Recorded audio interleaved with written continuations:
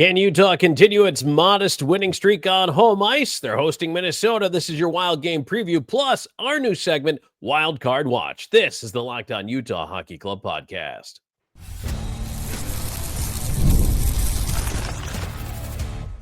You are Locked On Utah Hockey Club, your daily podcast on the Utah Hockey Club, part of the Locked On Podcast Network, your team every day. Hello, everyone, and welcome into the Locked On Utah Hockey Club podcast. Thank you so much for making us your first listen each and every single day when it comes to the Utah Hockey Club. I'm veteran NHL voice Tom Callahan, joined by longtime team analyst Robin Leano, and we're here to preview the Minnesota Wild game as Utah bringing a modest home winning streak into this one, plus a new segment we're going to be carrying all the way through to the playoffs called Wild Card Watch. Now that Utah is right there on the doorstep, we're going to talk all about it. Robin, one nugget I do want to get to is kind of some explosive comments coming out of that Chicago locker room after the game, the loss for the Blackhawks, yet another loss for the Blackhawks. It's 3 in a row coming out of Four Nations, and Seth Jones unloading on the Blackhawks organization postgame. Oh, yeah, absolutely. You could just tell the frustration. And at this point, like, you just completely, unloads very nonchalantly. He doesn't care, who's listening. He was pretty calm about it. That was the weird part. Yeah, it's crazy because he just talks like he normally talks. Pretty much saying we're the same team we were, on game one. That we made no progress forward, and you see it in his face, because if you just listen to his tone, it just says like. So it's just a casual conversation we're having with this guy, but and part of it was, he said, somebody asked him, "Oh, this year," and he said, "No, the last 4 years we've been at the bottom of the league," and clearly he's sick of it. Now, this is a guy with a contract, and because we are going to talk a lot of trade deadline stuff, Robin, he's got 3 more years after this year at $9.5 million. And a no movement, no trade. So he has full control over where he goes, if he goes. He says he wants to go to a contender. Chicago, their preference is to not retain salary. This is where a third team, back in the day, this is where the old Arizona Coyotes would step up and go, "Hey, we'll take some of that money." And you know what? Utah may still somehow find a way to say, "We'll take some of that money, but you better compensate us well."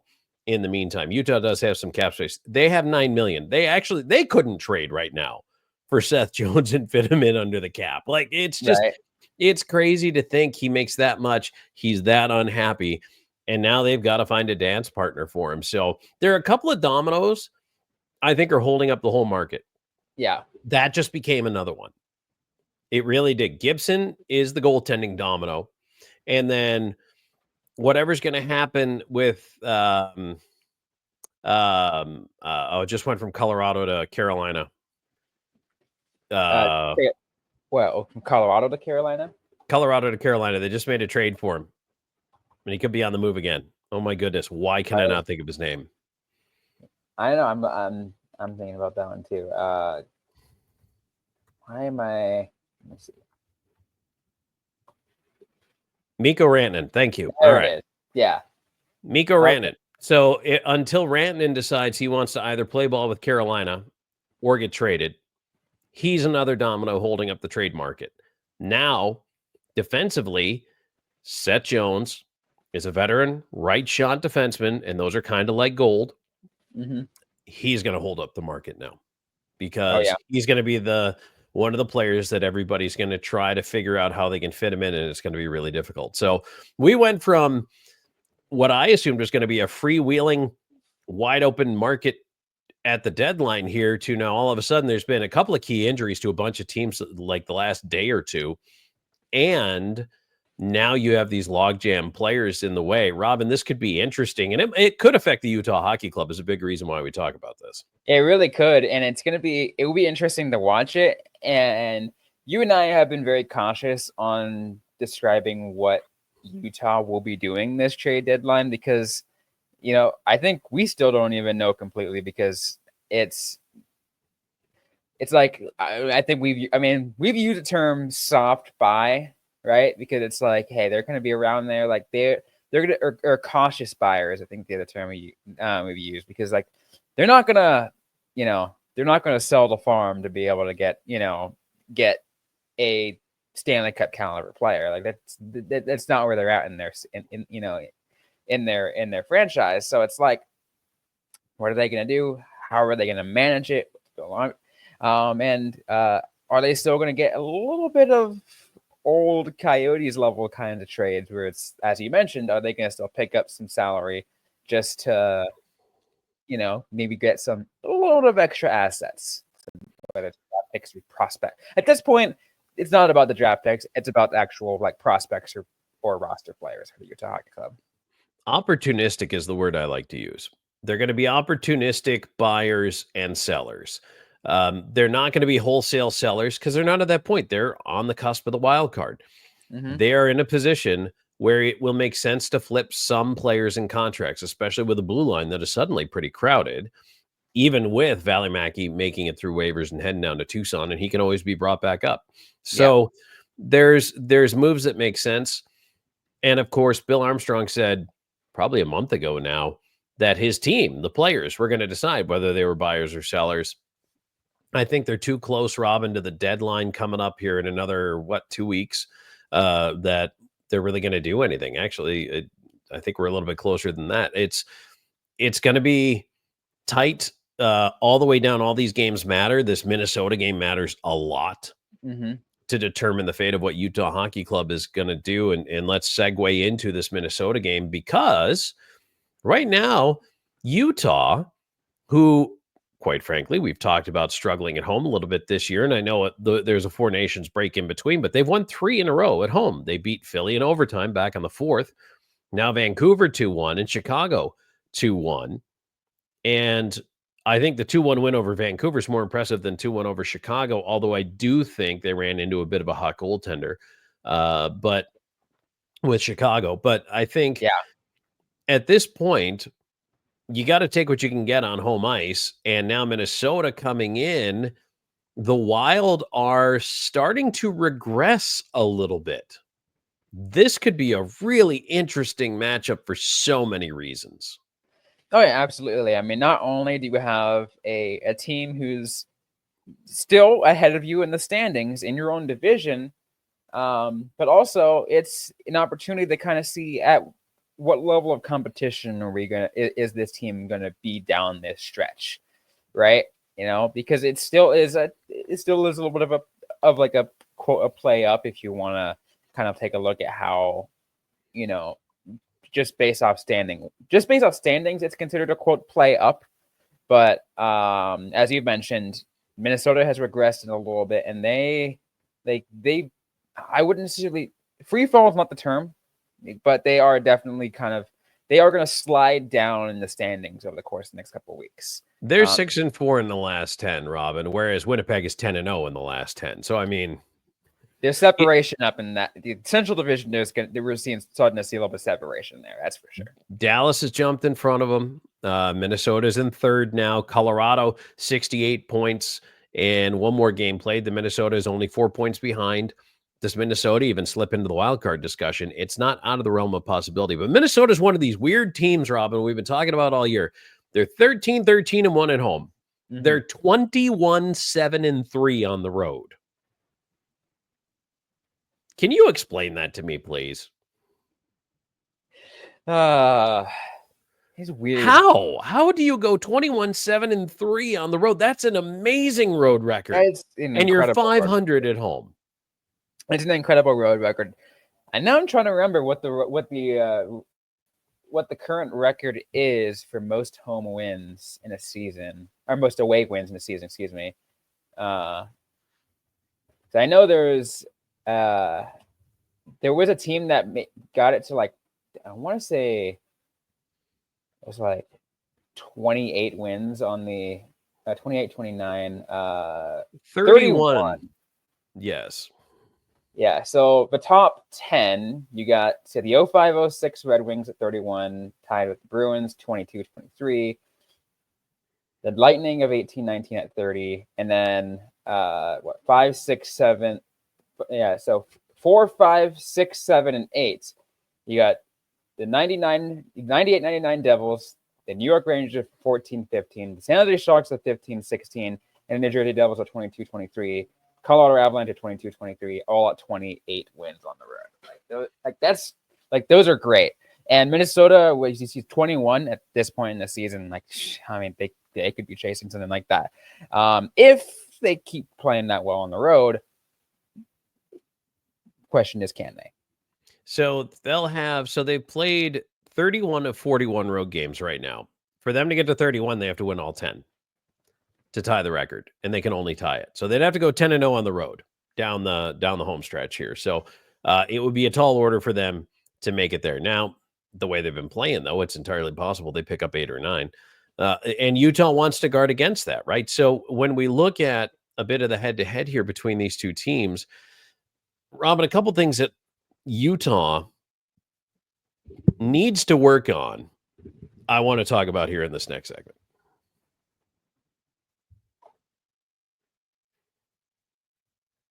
And the show is brought to you in part by Trade Coffee. Man, if you're like me, your mornings have to start with a good cup of coffee. But you know what? I got tired of the grocery store brands. They just weren't cutting it for me. So that's why I turned to Trade. And let me tell you, this coffee, next level. It's awesome. Trade is the #1 specialty coffee marketplace in the United States, bringing you fresh coffee from over 50 of the country's top roasters. Their experts have taste tested thousands of coffees, curating over 450 amazing roasts. Whether you're new to coffee or you know exactly what you like, they'll handpick the perfect match for you. Now, just because it was my first time, I was curious. So I took their quiz. They have a little quiz to help you find what you like. And they ask you in under a minute, you go through and you select, hey, how do you normally drink your coffee? Do you like it ground? Do you grind it yourself? What's your process? All of that. Go through that, and they match you with a roast that was fresh. It smells amazing, tastes even better. Awesome stuff. Very excited for this. So it's a subscription. It also makes it so easy. There's no more run to the grocery store, and whatever's there is there, especially if they're running a sale. You have what you want on the way to you. And if you don't love your first bag, no worries. Trade will replace it for free until they get it just right. So right now, Trade is exclusively offering our listeners and viewers 40% off your first order. The website is drinktrade.com/LockedOnNHL. That's drinktrade, TRADE, drinktrade.com/LockedOnNHL for 40% off your first order. drinktrade.com/LockedOnNHL.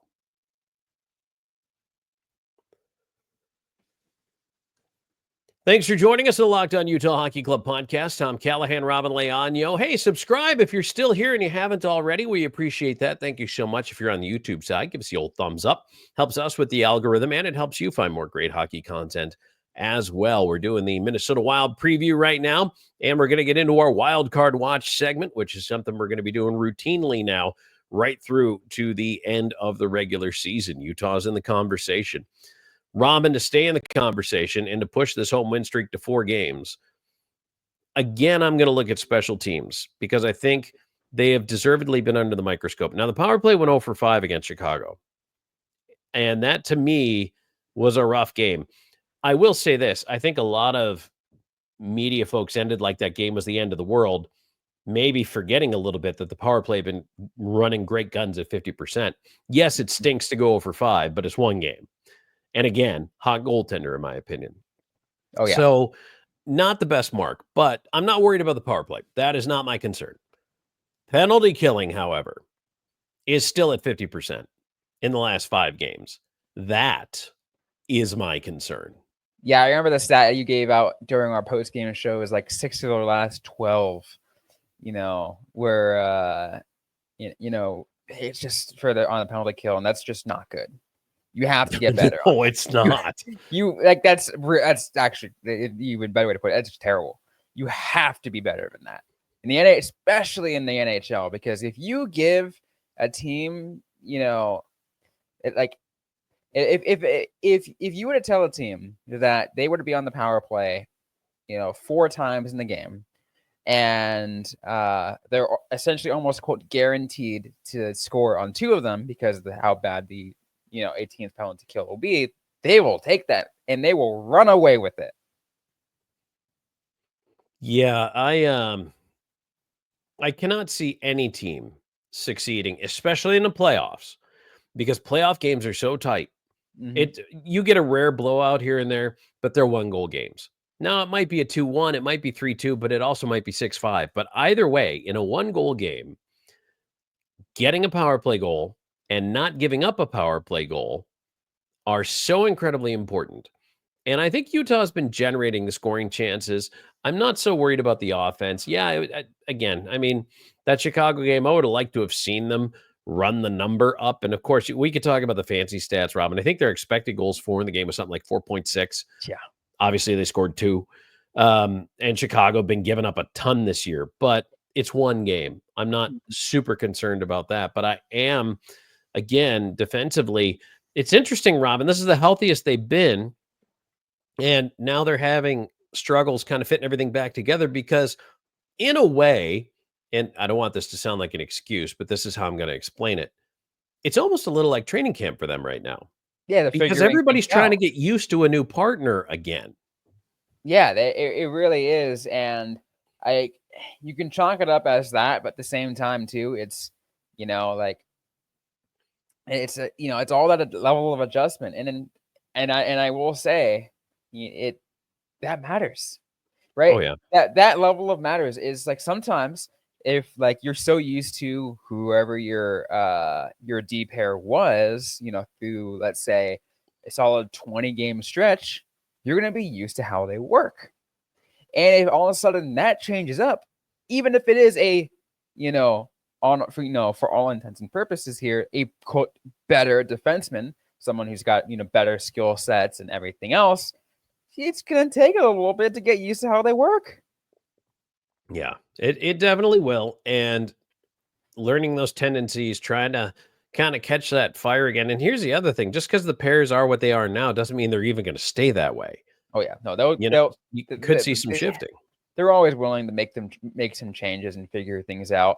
I mean, I will say I'm at least glad that from what I've been able to see so far, at least in these last couple of games, that and I've mentioned it before. I mentioned it in the beginning of the season, what I wanted to see, and I'm mentioning it again, is breaking up especially on even strength, Sergachev and Durzi. That way you can, you're able to get a puck moving defenseman on multiple different pairs that you don't have to worry about any quote defensive liabilities because, it's especially if what we've seen of Sergachev. I mean, I love what he does offensively, but sometimes defensively, I want to bang my head. He's going to have to learn to round out the game for sure. Some players never do. There are some players who go through their whole career and they're an offensive defenseman, and that's what they are. Live by the sword, die by the sword. That's what you have. Mm-hmm. I think Durzi's impact has been huge. Absolutely. Just a couple of games watching him, he's been in both ends of the ice. He's making big plays. He's getting in front of pucks. Just everywhere I see him, I'm like, oh wow, there's Durzi again. Oh there's wow, there's a reason why Utah paid this dude over the offseason. Right. And it's been almost a revelation because he's been gone so long. You kind of forget. You forgot how what he brought. Yeah, you kind of forget how important he's been to the blue line. Yeah, and it is nice to see him back. Talking a little bit more about Minnesota, as we talked about, heading into the game, they've got 72 points and a much better road record. Goals for, goals against is pretty even, 169 for, 165 against. The 165 against is actually one of the higher totals of the top teams in the Central, although Colorado's given up 179, but even Utah's given up 177. So, I mean, they're not that far apart. But the 165 is actually even to the number of goals Utah has scored. So offensively, defensively, I think these teams rank about even. What's interesting to me is that says to me that the Wild, when they lose big. Mm-hmm. And when they win, they're probably winning tight. So Robin, that almost dictates that the way the Wild are going to want to play the game is going to be tight checking, puck control, minimizing the scoring chances for the Utah Hockey Club, and trying to just basically grind out a win here on the road. And I think Utah has to find the response to that. Mm-hmm. They will. They definitely will need to do that. A couple of things I will like to also point out. As we are up against a break here, but I'll add this really quick, Tom, and it's it works in the benefit possibly here for the Utah Hockey Club, but there are two pretty big names who will not be showing up tonight for the Minnesota Wild. Kiril Kaprizov on the still injured, and apparently when I hear probably not going to come back pretty soon. And then also Joel Eriksson-Ek is set to be out for a bit. So like that could work out in Utah's favor here. You would hope that those are two huge names for that Wild team. Well, I'll tell you what. If we have any final thoughts on Minnesota, we're going to get to them on the other side of this break. But our wild card watch, I want to talk to you about this because this is going to be our new segment. We're going to go forward with this, and I'll explain everything about how we're going to do it and what it is coming your way in just a minute.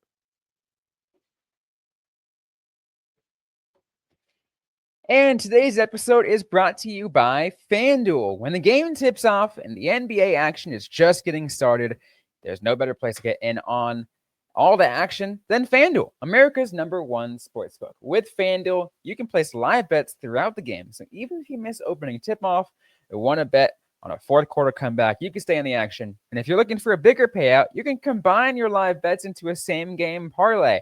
I know there are so many Utah Jazz fans in this, who also listen to this podcast. And maybe you want to take the opportunity for that to maybe put some bets on a Jazz game. Maybe you don't want to go crazy on it because I know you guys are probably thinking of how bad the Utah Jazz have been this season. But hey, maybe you wanted to see how is Lauri Markkanen going to do, and is he going to get over like 17 points or whatever? You can do all that on FanDuel. Go ahead and check it out. It's really easy to use, and when you win, you get paid instantly. Right now, new customers get $150 in bonus bets if your first $5 bet wins. Just visit FanDuel.com to join today. That's FanDuel.com for your shot at $150 in bonus bets. Make every moment more with FanDuel, official sports betting partner of the NBA.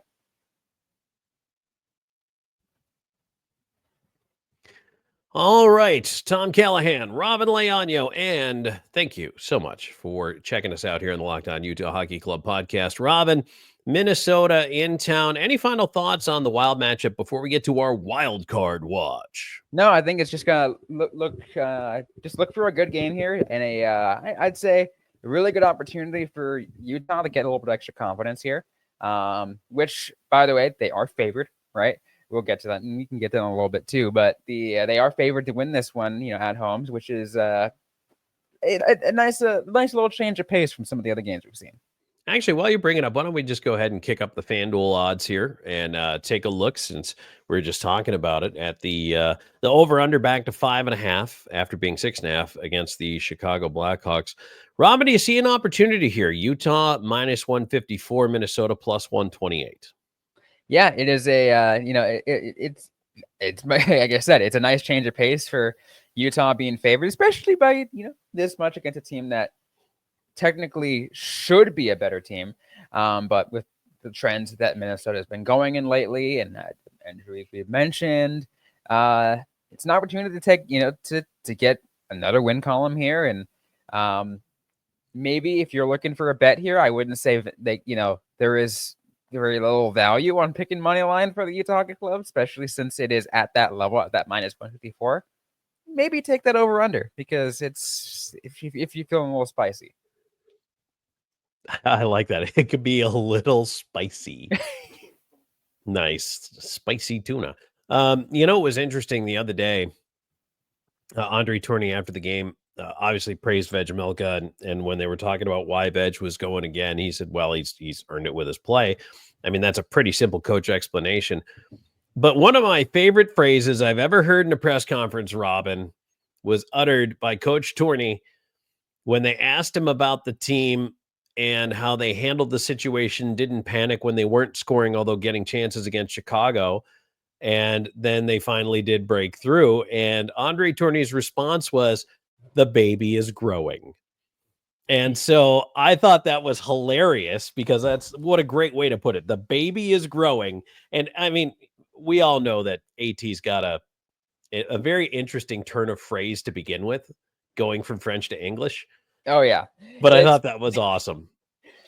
It's funny too because I feel like you and I have joked about like just getting an Andre Tourney translator because like even in English you kind of have to kind of like you have to kind of do like a little bit like reverse translating and then kind of back and like what is he trying to say here? It's kind of funny, but I get it. I love that one. The baby is growing, and that might be my favorite thing I've heard all year. So that one just tickled me. It tickled me, and I wanted to bring it up. But the baby is growing. You know, Utah's is getting better, and again, they did not panic in that Chicago game, so I loved it. So this brings us to Wild Card Watch, and it's not quite as intense as Panda Watch, but it's Wild Card Watch. I'll tell you what, Robin. Actually, it's going to get intense, right? We're not really going to look at the Eastern Conference. If you want us to break down the Eastern Conference Wild Card Watch, maybe once a week or something, let us know in the comments. But if nobody asks for it, we're not going to do it. We're going to focus on the West. So, Robin, what I want to do with the Wild Card Watch, we're going to talk about the two teams in the Wild Card. And then we're going to talk about in this case, three teams just on the outside looking in. The Ducks have gone on a heck of a run to get where they are. They're at 57 points, but they're 7 points away and have to leapfrog 4 teams. Mm-hmm. I don't think that's going to happen. I don't see it happening. I feel like, especially too with Anaheim, you know, they're a little bit more of a streaky team, so like it's hard to trust. You know, they could, but we're talking about a level of streakiness that is very unpredictable. You just can't, like, it's like if you put money on the Ducks making it in, it'd be a very poor investment on your choice. Yes, absolutely. Now, as of this taping, Vancouver has not yet gone final in their game, so we are unable to update the standings there, but I'll tell you what they are and what it could be for Vancouver, win or lose, as they're taking on the Los Angeles Kings. So here's who's in the wild card right now. Colorado is the first wild card team. They are in the Central Division, 68 points. Mm-hmm. Calgary is the other wild card team, 64 points. Vancouver is on the outside looking in. They lead the 3-team pack of Vancouver, Utah, and St. Louis. Vancouver 63 points, so they're 1 point out. Utah 61 points, currently 3, and St. Louis at 60 points. The other thing that matters is games in hand. Colorado, Utah, St. Louis have all played 59 games. Calgary and Vancouver have only played 57. So there's a potential, if they take care of business in those games in hand, to pick up 4 more points. That's what makes this a little more difficult for the Utah Hockey Club. But, Robin, if Vancouver wins, they beat Los Angeles, they would then go to 65, knock Calgary out of that final wild card spot. If not, Vancouver stays where they are, and this is their 58th game. Calgary is not in action on Wednesday. They are in action, however, on Thursday against Tampa Bay. And so that's going to be a one to pay attention to. St. Louis is at Washington, and that's going to be another one. Of course, obviously, we talked about Minnesota at Utah, and then we've got Vancouver at Anaheim. So that could be a key one for both of those teams. If Anaheim's going to have any chance at all, they've got to win that game. I mean, here's an interesting situation, and when you mentioned that, like with Vancouver, if they're at that level, like let's assume in a scenario where they in their game against the Kings, like I said, like you said, the game at the time of this recording, that game is not final, so we don't know how that can affect the standings. But let's say they stay at their 63 points. then that leaves that that potentially the opportunities could stand that Utah could very well, at least even with the game in hand, like tie up with Vancouver and move themselves up a little bit closer. It's just like that little. That little inching closer, yes, that would be absolutely fantastic if they could pull that off, because now all of a sudden they're even closer to that line on the NHL.com standings board, which represents a lot. Which, by the way, if that happens, that like even though, like as you mentioned, if what happens, for that next game, if Anaheim were to also win, like that does help Anaheim, but then if Utah wins, it doesn't help them, and those 2 points end up becoming almost null and void at that point. Right, and it depends if everybody's pushing each other around. That's why it's so hard to make up ground this time of year. Also, by the way, just to finish out a look ahead on the week, Saturday, Calgary's at Florida, so that's no cakewalk for them. That's not going to be an easy one. And then you've got the Kings at St. Louis on that Saturday night. New Jersey is at Utah. Chicago's at Anaheim, and Vancouver is at Seattle. So that's a winnable game, I think, for Vancouver. Anaheim should be able to pick up a win in that one, but the Kings should beat St. Louis. You would think that'll help Utah Hockey Club out. But of course, you got to play the games, right? I mean, you don't know what's going to happen. And you would think Florida should take care of business against Calgary, but there's no guarantees. Absolutely. And if you add in the game against Utah's game against New Jersey, that's one that could swing in either direction. New Jersey is, they are in the top 3 of their division, in the Metropolitan Division, which is a pretty decent division. They got 70 points right now. We're talking a whole different. You can look at where the Central Division, the Central Division is at versus where the, Metro. I mean, it's pretty similar, but it's kind of they're still all over the place, right? Yeah. But also, I'm curious. I mean, we're gonna get to that later in the week, but I mean, with New Jersey coming up, the last time Jersey played against New Jersey, we all know what happened. So maybe get a little bit of reverse right now. Get a little bit of reverse in this one. We get a game Jersey against New Jersey, just a little bit to pay back. I feel like the hockey gods owe Utah at this point. Oh yeah, I really do. I feel like they owe them. At least I mean, we talked about how they were. Yeah, we talked about how cursed Utah's been over the course of this season. So if they can kind of get a little curse reverse in this scenario, that'd be nice. Yes, I'm all for that. All right, Robin, any final thoughts before we put the bow on this one? Nope, just expect a really good battle tonight, and just this weekend is like, if you're not heavily invested in the wild card watch for the Utah Hockey Club, especially this weekend, I would highly recommend you get in on it. It's going to be fun to watch.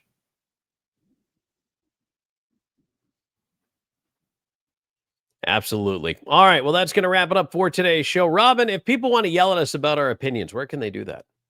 They can find us everywhere on social media, on Instagram, Threads, and X at LO_NHL Utah.